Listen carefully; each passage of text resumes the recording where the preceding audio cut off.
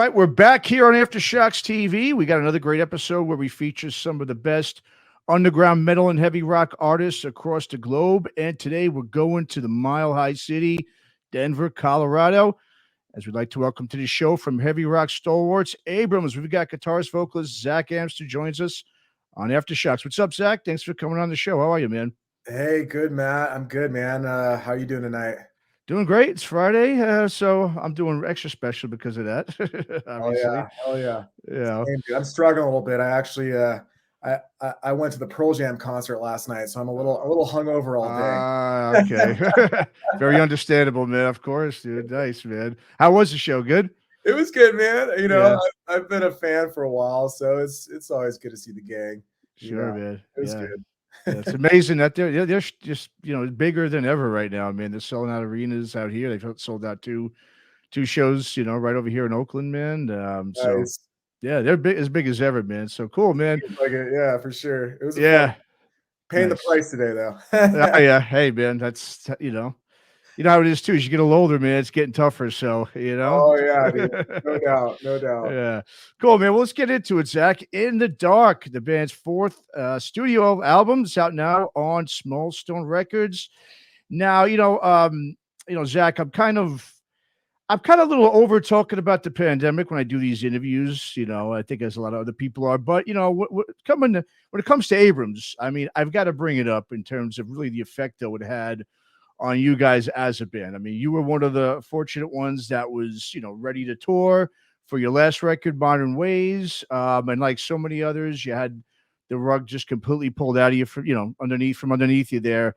As you were never able to tour for that record. So, I mean, and that's a great record, by the way, to the viewers out there. Check out Modern Ways by ABRAMS. Great record.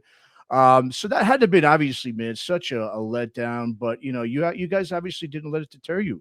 I mean, you got right back to it. You wrote this great new record, In the Dark. And so I guess before we get into really talking more about the record, I mean, I guess just start us off, Zach, talk a little bit about really what you guys went through really during that whole time period, especially when you weren't able to promote your record, and how you were able really just to deal with that adversity, and how you really just kind of wound up now with this great record, In the Dark, which I think is your best, music, hands down to date. Yeah. Well, yeah, I appreciate that. I agree with you that this is our best record to date, but also if I can never hear the word pandemic again, I am so stoked on that. Sure. But we can't really, we can't really work around that because our Modern Ways came out May 1st, 2020, which was like right when everything just started shutting down. Obviously everyone got screwed from it. We were really stoked on that record and we're really excited to promote it, but obviously, tours got canceled. No one knew what the hell was going on, so we seemed to make the best of our time. And dude, all I did was I got off work and I would just demo constantly, myself and my band members too. We were, we didn't really get in a room together for a while, because the pandemic, we didn't really feel comfortable with it. But I get off work and just demo. We must have done like 30 or so songs or something for these sessions. And I think actually we changed our whole writing process because we were forced to. We used to just like write in the room as a band, and I think this really helped us focus on songwriting where we were kind of just writing alone, just isolated. Helped me personally focus on not only just song structure, songwriting in general, but more specifically like vocals. Like when I can hear stuff played back through my speakers, I can get like way better ideas when I'm not worried about playing the guitar and trying to come up with like a vocal melody. Really just putting that guitar down and trying to come up with the most catchy, hooky melody possible. I think that was the biggest goal for In the Dark. And I think we succeeded in writing a catchy, not just catchy, but like it's heavy too, man. It's like a good, heavy, catchy record. So, pandemic sucked, but without it, I don't think we would have written as strong as a record as we did. Wow, interesting. Well, I mean, now that you did write that way and it changed the songwriting process, is that something because it came out so good, the end result here, the product? I mean, is that something you guys might do again in the future, or are you going to kind of maybe go back to the traditional way that you used to writing? For sure, man. I mean, I think we're definitely gonna have to, just demo as much as possible still, just because I Hmm. think that's the way to do it. You can, we'll still write in the room together because that's just the natural way of doing things. But I think Hmm. when I personally sit down like at my desk here and just am able to, open up Pro Tools and like think things out a little bit, longer and just mess around with weird effects and get a little psychedelic up here. Hmm. I think that's my preferred way of doing it from now on. So yeah, I kind of fell in love with the whole art form and the whole pre-production process. Okay. Um, yeah. Yeah, very cool, man. Well, let's get to talking about the record now. I mean, there's definitely obviously some sonic differences on this record compared to Modern Ways, which, in my opinion, I think Modern Ways had really a very heavy centric '90s post, hardcore vibe to it. Obviously in the vein of the big bands from that time, Cave In and Quicksand and Only Living Witness, those types of band. But I think on In the Dark, this has definitely got more of a heavy, sludgier feel to it too. So sort of like a band like Torch, it has that heavy bottom more Yeah. so. But it's still obviously you still definitely keeping those, post-hardcore elements in the band as well with the music. So I mean, talk about I guess the musical direction on In the Dark and why it went this specific direction. I mean, was this because of like you were just mentioning before? Was it mostly a result of the songwriting process, or did you guys really, wanted to go in and just do something a little bit different on this?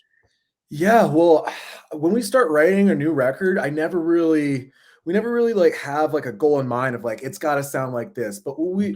what I really wanted to do was focus more on dynamics, Mhm. not just being full blast on 10, just raging the entire record, let alone a Mhm. whole song. So I think we did a good job of, mixing up with, some the quiet mixed with the heavy, which I think, if you can do that successfully, it makes the heavy parts just sound that much heavier and the quiet parts, kind of chill out a little bit. And it makes for a record that you can listen to, front to back. And that's like a lost art form these days where it's, we're in the single era of Spotify and, like Mhm. what's hot now, there's like a, 24-hour news cycle. There's so much shit going on, like nonstop. Everything gets released nonstop. But like I love just putting on a record front to back and just listening to it, front to back, not just listening to the singles. So that was Mhm. kind of the goal there. But like you were saying,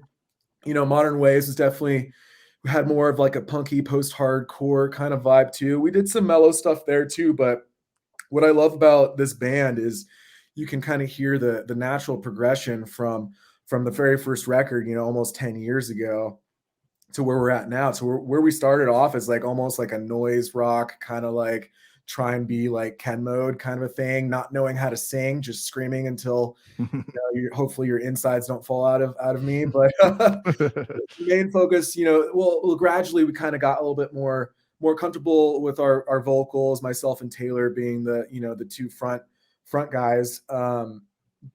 This record we really wanted to do a huge emphasis on vocals and bringing those to the forefront. But yeah, man, we love all those bands you mentioned, Cave In, Torch, Quicksand. Those are all huge influences on me and my band members. So to Mhm. hear those, names mentioned with the sounds, I'm pretty stoked on it. Nice. Yeah. Absolutely, man. Well, yeah. And speaking of singles, let's talk about the first single there in the video, I should say, for the track "In the Clouds."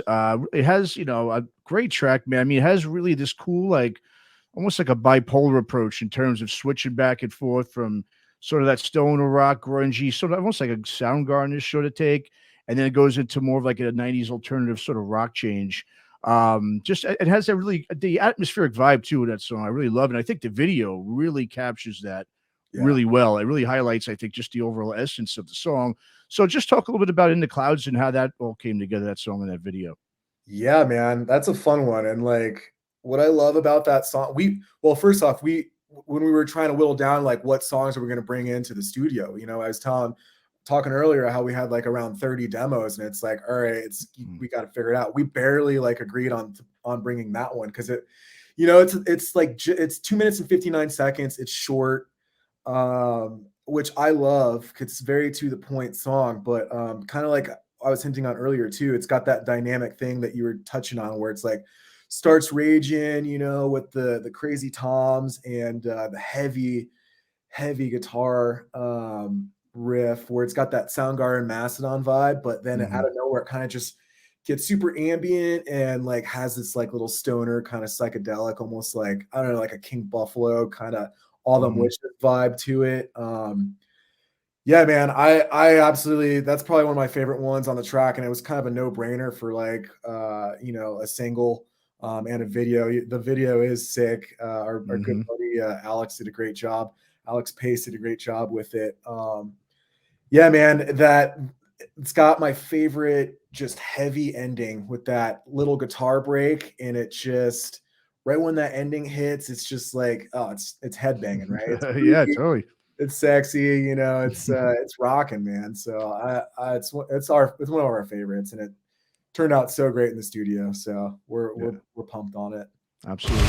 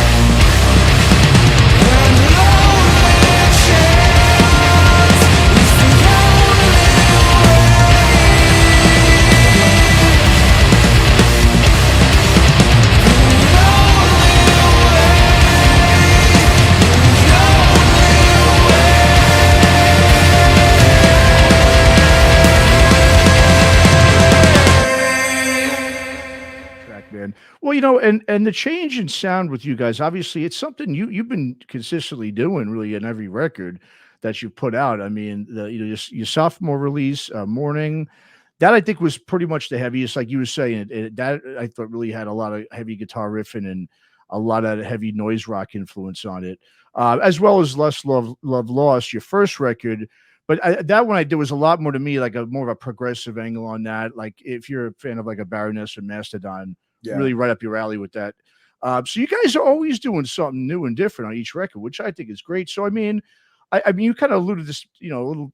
You talked about this a little bit before, but when you're going in to record, or even when you're just starting the writing process, I mean, do you really know what you really want to do, or is it just really a result of you guys getting together in the studio and jamming and just kind of writing together? It really is, man. It's just kind of Yeah. like it's just like, you know, I love that about our band is that like all of our records do sound different, but you can Mhm. hear the gradual progression to like where we started from to where we're at now. Absolutely. Yeah. It's like a, you know, it's like a baby going to a young adult, you know, kind of. Mhm. I'm so glad with where we're at right now. I think this is definitely in the pocket of like a band I've always wanted to be in, and it Okay. kind of hints on, you know, past you know, those early records where we were just, you know, screaming a lot and I wasn't very comfortable with clean vocals, where we're there now and I'm very comfortable with that. Same with Taylor's voice has always been super amazing. But dude, there's bands like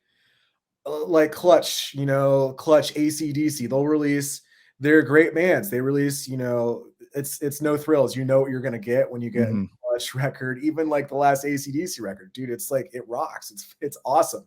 But you know, I to me, like to keep things interesting, like always trying to evolve, change our sound just to, you know, each record is like a stamp in time, right? Which is I love. I wouldn't change a thing about any of those old records because it's like, you know, I have good memories, I have bad memories from, you know, every record. Just a stamp of time that's always going to be there. Mhm.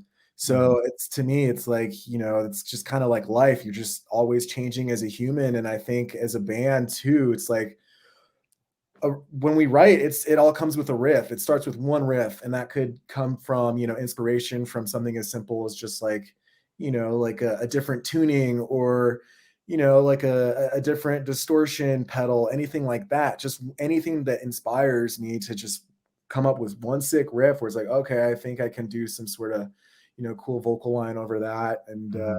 put on my Cornell hat and try and come up with like a you know, sick vocal line. But always developing, man. It keeps me alive, really, just trying to keep writing, keep things interesting. Sure, man. No, and like I said, I really think the progression, like you said, you can absolutely hear it from record to record. And and especially, and we're going to get to talking about your vocals in a second. But before we do that, I want to just talk really about, you know, the other sort of difference on this record now, obviously, is that you've got a new addition to the band. You guys are no longer a trio, and now you've added guitarist Patrick Alberts from Call of the Void to the band's lineup. So now, I mean, just from my experiences being in a band, you know, being in a trio, and most of the times I played and go into a four piece, I mean, there's always sort of an adjustment period, you know, especially when you add that extra band member in, going from a trio to now adding more members. So, I mean, obviously it can bring a totally different dynamic to the band. Has that happened with you guys, or did it really just go so smoothly that it's really not that big of a difference? You know, it's Patrick has been a good friend of ours for a long time. He actually helped us, you know, write a couple of songs for our very first record. So Oh, okay. yeah, we've been very good friends for years. So we really didn't skip a beat when he joined. You know, Call of Void, fantastic band. You know, if you're Mhm. not familiar with them, they were on Relapse Records, and very hardcore, you know, influenced band, where you're thinking like, wait, how's this going to work out? Because you know, we're kind of like a little bit more mellower rock band, Mhm. we didn't skip a beat, man. And like, you know, especially with Modern Ways, we still record, you know, we still recorded like we had, you know, a full band, like a four piece. You know, if there's like a lead, we're still going to do backing guitars, rhythm tracks, and stuff like that. So Mhm. switching to that live platform, it's made my life a whole hell of a lot easier, where it's like, and Mhm. we just sound better. I always get kind of bummed when you like hear a record and it's like so full sounding. It sounds like there's 8 dudes in the band, and then it's Mhm. like there's 3 guys, and here comes the solo, and it's like it kind of just like drops out. So like we can actually get close to recreating that wall of sound that our records portray. So I'm a huge fan of it. I think you know, the response since we've been playing live with as a four piece has been, you know, exponentially greater. It just like I've got less to worry about with singing and leads and stuff, because he's just a hell of a guitar player, and not only a guitar player, but he writes really amazing riffs and songs too. So it's a plus, man. It's we haven't really skipped a beat, but it's definitely added a whole nother level to our live show. Sure, man. Well, yeah, and like I said, I was going to bring up the vocals. I mean, you could just tell really how far vocally you've come. I mean, if you just put on the first record and to now, it's just night and day. You know, I mean, and is that something you obviously, like you were saying? I mean, you weren't comfortable really at first, maybe doing the vocals, especially like you said, if you're a trio and you've got to play all the guitar and sing, that is extremely difficult to do, especially when you're singing at this level now that you are. So, I mean, you know, how did you just really get to singing like this now? I mean, because you don't normally see, I mean, we see over the years a lot of bands will, of course, start singing, you know, using more clean vocals within their records. But, you know, the progression from that first record to now and your vocals, man, I mean, it's such a stark contrast to go from what you did and just the way you could sing now. I mean, how did you learn how to sing this way, I should say, after not being able to do that for so many records? Well, thanks for the compliment, Matt. Yeah, man, like I didn't know what the hell I was doing, you know. Well, Taylor and I, you know, we started this band and we're like, all right, we can't find a singer. We might as well just figure this out ourselves. And, you know, we did the cool dual, we still do the dual vocals, which I think is super cool too, you know. But yeah, I didn't know what the hell I was doing. So we were just like, you know, let's be a hardcore, you know, punk band and pretty much, and just hash it out, you know, sing off of emotion, which we still do. But over the years, it's like, all right, I want to save my voice and like not like have to get like crazy vocal reconstruction surgery or anything like that. You know, I just, but in the pandemic, I really focused on it. I actually, I had a vocal coach for a while because I wanted to do it the right way, and he gave me so many amazing tips and you know, techniques on how to sing the right way, but also how to get that raspiness, that hit that screaming, you know, doing it the right way too. So taking the time and, you know, spending the money to hire a coach who was able to, you know, guide me in that way. And, you know, I spent a lot of time, you know, just practicing too. Cause really that's what it is. It's that muscle memory. It's just repetitive repetition of, you know, just that muscle memory and doing it right. And, yeah, man, there's some tough notes that I still struggle with, and every night's different, right? Like once I got that in my mind where it's like, all right, nobody's perfect, right? Like like even the best of the best, like they have off nights and, you know, they're not able to hit those insane high notes. Like I've seen Cornell live, man, and he's sucked live a lot. Like, yeah, I'm glad you said that because I agree with you. Absolutely. There's plenty of times when I was like, whoa, that's not what I expected, man, you know, live, but yeah. Even those, like, especially the Audio Slave years, like he was very out of it, but like when Soundgarden got back together, like he found it, man. Like he was hitting like doing that early stuff and just wailing. So but yeah, man, just practicing a lot really. And I think the pandemic helped so much because, you know, hearing, you know, doing the demos the way that I've been doing them and just like writing like that, just totally helped gain confidence. Cause really that when it comes down to it, it's confidence, man. It's really half the battle.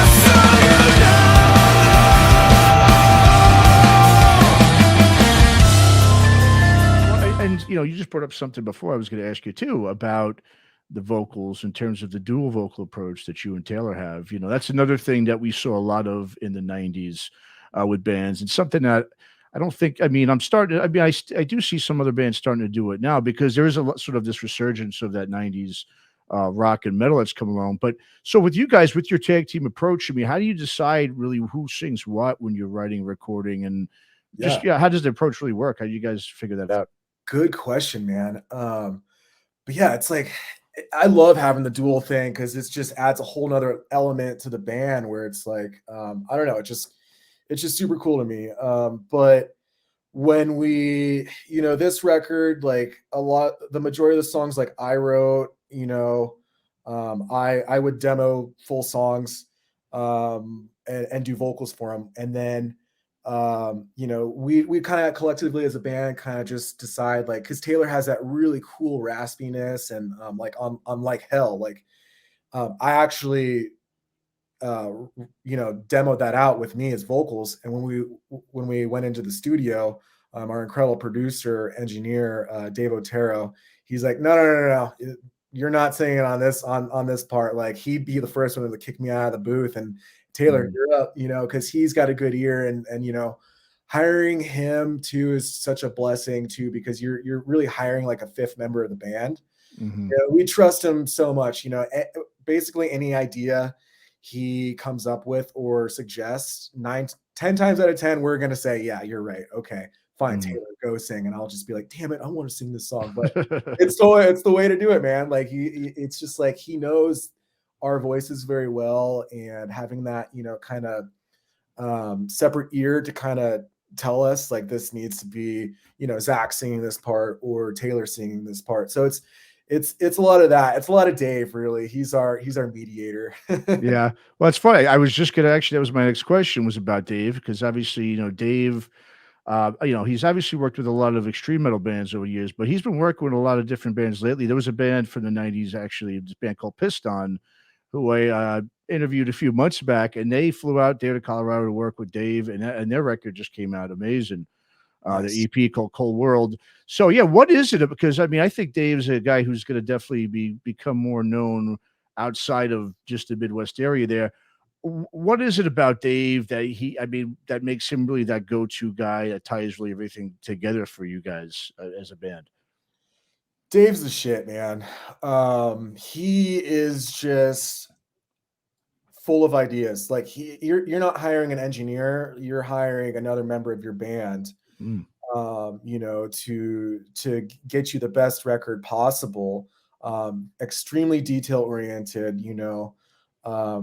It's a long process recording with Dave. We were in the studio for like 4 weeks to finish 11 songs. He mixed and mastered it 2 weeks after that. So it's a meticulous process with him. But he is known in the more heavy metal kind of realm. He's done all the Chemist records. He's done a lot of Primitive Man stuff, and, kind of more heavier stuff, but where I think he really enjoys working with us is we're more kind of like a more, just a heavy rock band, which he doesn't get to do a lot of. And, he did Modern Ways too, which he did a great job with that. But I think Modern Ways was kind of like a test run for In the Dark, because he really just refined his sound for this type of music with us, and we got more comfortable working with each other. Where I think like the mix on this record is, I am completely biased, but like it's one of the best sounding like heavy rock records I've heard, just like mix wise. Like, I don't know how I got that bass tone, but holy crap, man, it's just one of the heaviest bass tones I've heard. And yeah, man, you're hiring a guy to, come in and be another member of the band, which we need, because, it's just super helpful. Well, that's good, because a lot of bands don't want another member of the band in there as a studio, but helps. It's very helpful, obviously, if you're a band that's open to that and open for a guy to come in and give his advice and his knowledge and expertise to you. And like I said, that can only help. And it seems like obviously that's really what's going on with Dave and you guys. Is he's really you said that fifth member of the band, which is really cool. Yeah, for sure. Awesome. You know, and like a Dave record, like you can hear a Dave record, like those are Dave Otero drums for sure, which I love that too about like record producers, you know, engineers. Like you got a Dave Otero sound, you got a Steve Albini sound, and then Kurt Ballou, which I think those are like my 3 favorite sounding, you know, drums, drum recordings that I've heard within the recent, you know, ever since, you know, whenever these guys have been doing it. So it's cool. Sure. Yeah, no.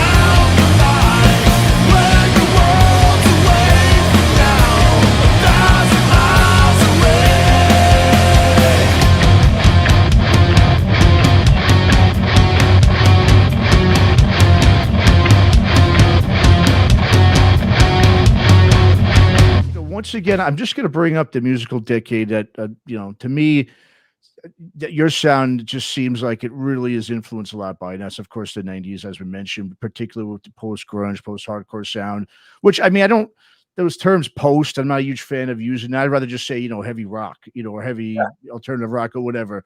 But, you know, as you know, bands like we were talking about before, Cave In, you know, Quicksand, is bands like Handsome or Into Another. I mean, all those bands really, you know, set that genre into, you know, just basically catapulted it there in the late 90s, early 2000s. And I mean, I really haven't heard a lot of newer bands that play the style until I really heard you guys. I mean, because like I said, that sound was big back then. But there's now, like I said, there's been sort of a resurgence of it coming back. I mean, obviously Cave In's still going strong. They just put out a new record. That's great. Quicksand, same thing. They're going. You know, Hum, there's another band there that put out a record a few years ago, which was, I couldn't believe that they came back around. I never thought I'd see or hear another Hum record. Yeah, same. Yeah. So, I mean, so like I said, everything kind of goes in circles, and it seems like that sounds kind of really coming back around. And you guys, like I said, though, I think you guys, though, are definitely going to be one of the leaders of that second wave now, if not really the lead, going into, you know, whatever happens with the sound in the future. So, I mean, when it comes to that heavy, you know, rock sound and style, you know, and from playing live and releasing 4 records now, I mean, just for one, I mean, from your observations, just playing shows and just being involved in the scene, is this sound, do you notice it resonating with a lot of the younger rock and metal fans? And if you are noticing that, do you also notice that there is a resurgence in terms of some of the bands maybe you're playing, whether it's in and around the Denver area or outside of that? I mean, talk a little about your sound and how you're seeing that, you know, resonate with a lot of the younger fans, or, you know, some of the bands that are out there. Yeah, for sure, man. That's a good one. I haven't heard that one, you know, that question before, but I really am. We're in a weird spot, right? Like, you know, Cave In came out with a fantastic record. We get looped in with, you know, Heavy Pendulum is one of my favorite records that came out, you know, within the last year or so. You know, I keep hearing Cave In, Hum, Torch. I love all those bands, man. And yeah, I grew up on all that 90s stuff, you know, from the Northwest and all that too. But, you know, I'm not seeing a lot of, I don't hear a lot of bands that are kind of like doing what we're doing right now. You know, this, like we're playing with a lot of, you know, like metal bands, you know, like Okay. I'm not hearing a lot of, we haven't really played with anyone who like I haven't really heard of anyone who really just sounds like us, man. Okay. Yeah, we're doing like, you know, we play with like a lot of noise rock bands, you know, like the AM rep kind of stuff, like, you know, like the Ken mode kind of stuff that's popular right now. The chat Mhm. pile is super popular. But in Denver, you know, it's we have a really great, you know, scene here, a heavy scene where it's like Blood Incantation's huge, obviously Chemist, Primitive Man, you know, Oryx, all these like sludgy bands that Mhm. we get grouped in with, and we're kind of the odd guy out a little bit, you know, where it's like, all right, what are these guys doing? Okay. They're like heavy, but you know, it's like catchy. Is it pop? I can't really figure it out, but people Mhm. seem to dig it, man. We're getting a really good response from the record, and honestly, I like being that odd guy out. I like being the band, you know, where it's like, all right, these guys sound different. Where it's like you still get those familiar vibes of, you know, like the bands we were talking about earlier. This is what it reminds you of, but like nowadays when we play a show, we're definitely the band that stands out. Where it's like, oh, this is different. You know, this is Mhm. we'll play a death metal bill for sure, but like you know, Yeah. it's just the way it is right now. But people seem to be digging it, and I'm super happy about it. Sure. Well, the other thing too, I mean, speaking of Denver, one of the things that occurred to me, when I was, preparing for this interview was, as big as of a city as Denver really is. I mean, like you said, other than really a lot of those extreme, metal bands that are out there, we don't see too many like of the heavy rock or stoner rock or whatever bands coming out of the area. And I was thinking, like, I was wondering why is that? But then when I started to think about the geographical location of Denver. And I mean, to me, I think that, probably the biggest city, I guess, that's close to you guys is like Salt Lake. I'm Yeah, thinking. yeah, So there's really not like, I guess, a real, all the other major cities that have scenes are really like 2 states over. I mean, they're far, so it's got to be difficult for a band coming out of Denver to, I mean, I don't know what kind of circuits you guys can tour in because it's got to be difficult to hook up with these bands because you are so far away from everything. So, I mean, I guess talk about really sort of the challenges, I guess, being located in an area where there really isn't any too many major cities that are, close by where you can really maybe catch on with some other like bands that have your similar kind of sound and tour with because it's got to be pretty yeah. challenging, I would think. It is. It is. We're an island. We're on an island out here, Yeah, I know. Yeah. landlocked island. Because like you said, it. You know, Salt Lake's 9 hours away. You got Albuquerque. There's nothing going on in Cheyenne. You know, so Yeah. it's like it's tough, man. Because you Mhm. know I mean, just touring the West Coast is tough in general. You know, these cities are so far apart. Where it's nothing like something like the East Coast. You know, where you can hit. Just a you can hit 5 states in 4 days doing the East Mhm. Coast easily. Yep.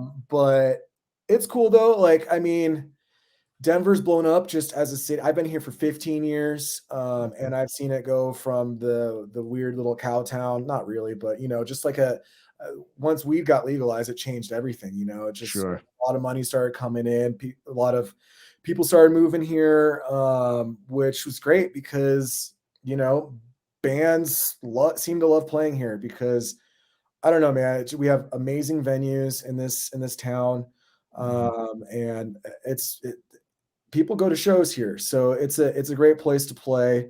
But linking up, and the touring circuit is always difficult because you're always, God damn it, we got another 9 hour drive. Yeah. Like it's nice to Ooh. get to San Diego because you can do like San Diego, LA, and then Mhm. Orange County, and then hit up, up your neck of the woods up there. But Mhm. it's just hard to get out there. But hey, man, I wouldn't change it for the world. We love doing that stuff. So it's all good on my end. It's Sure. gas is going down a little bit, so that helps. Yeah. Definitely. Well, that's another thing too. I mean, gas on top, you said 9 hours to a city, each city. I mean, that's without gas, yeah, you'll come back losing money for sure, if Oh you do yeah, that, dude. man. You Yeah, know? man.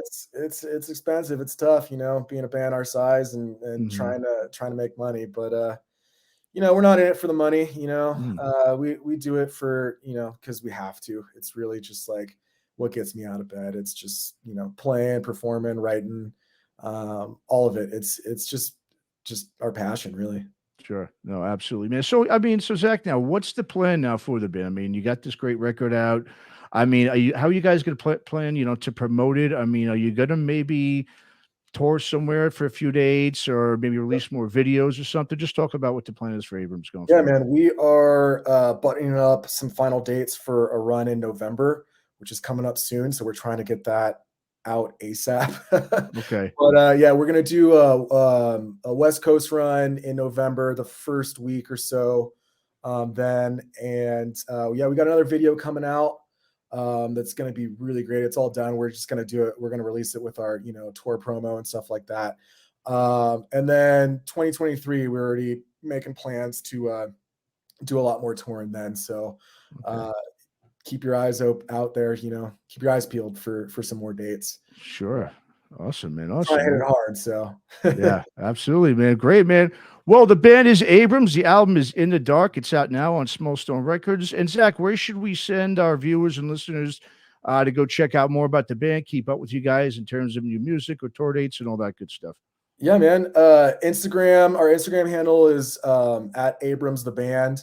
Find us on Facebook too, all the social media sites, abramsrocks.com. And you can snag that vinyl on Small Stone Records website. So there it is. All right. Fantastic. Once again, Abrams is the band, In the Dark is the record. And Zach, thanks so much for coming on, man. I hope we see you out here on the West Coast soon. I'd love to see you guys live, especially now you're hitting those high vocals, man. I can't wait to check that out, man.